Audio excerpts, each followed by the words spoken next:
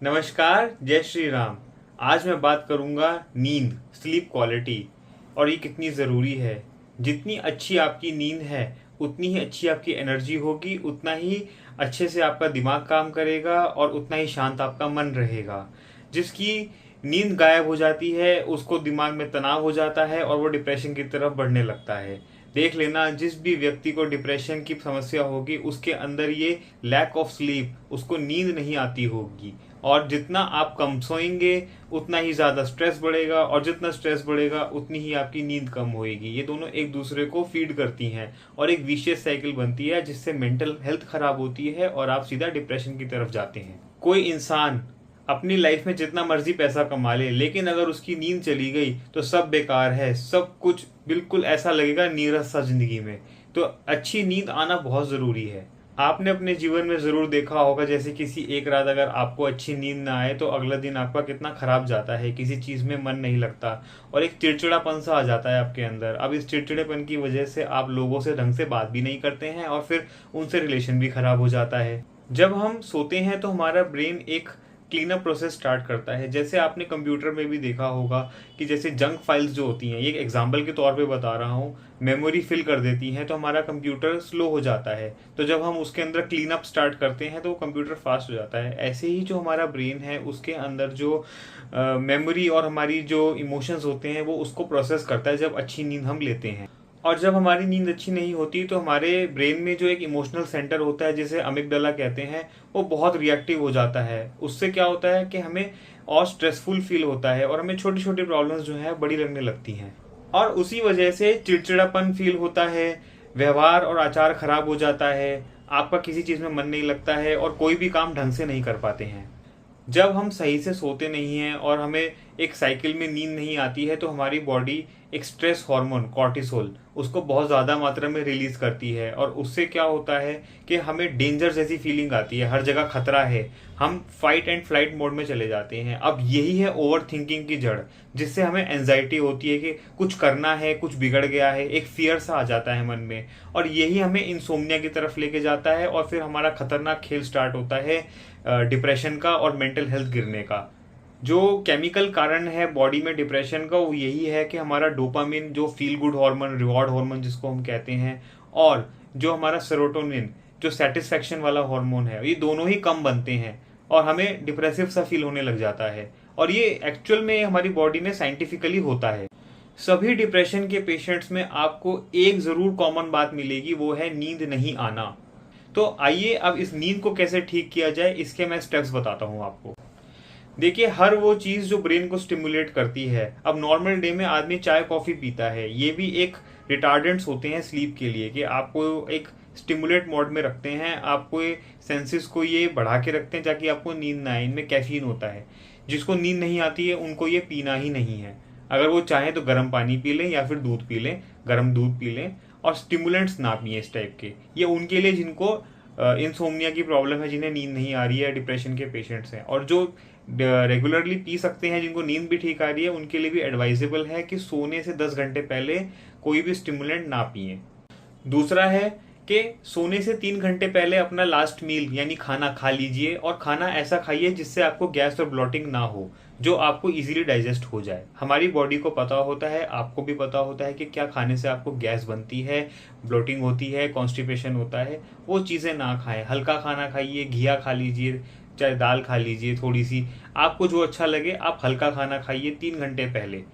तीसरा, जो आपका सोने का टाइम है उससे 1 घंटा पहले स्मार्टफोन मत यूज़ कीजिए या टीवी मत देखिए, कोई भी तरह की स्क्रीन मत देखिए। क्योंकि देखिए, जब आप स्क्रीन देखते हैं उसमें से काफ़ी तेज़ रोशनी निकलती है, हमारी आंखों को लगता है कि ये सोने का टाइम नहीं है।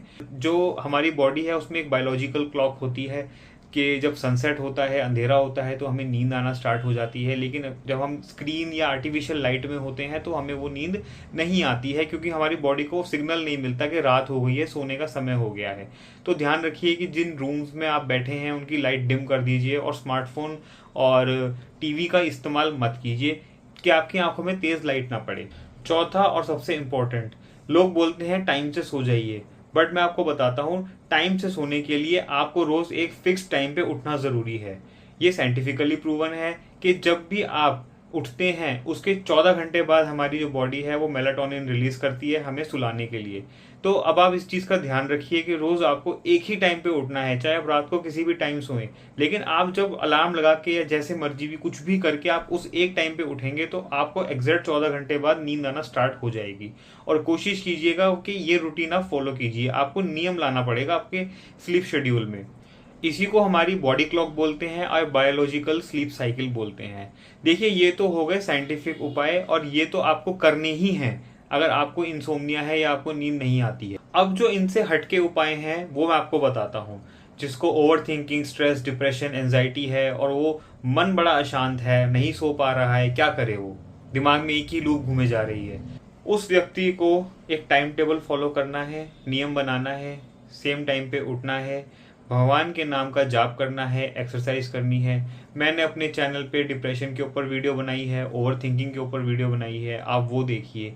और भगवान जी का नाम कैसे जाप करना है, 5 मिनट का भी ध्यान बहुत रहता है लेकिन वो कम रहेगा अभी, लेकिन आप वो वहीं से स्टार्ट कीजिए, छोटे से ही स्टार्ट कीजिए। उसकी भी वीडियो मैंने डाली है अपने चैनल पे, पहली वीडियो मेरी वही है।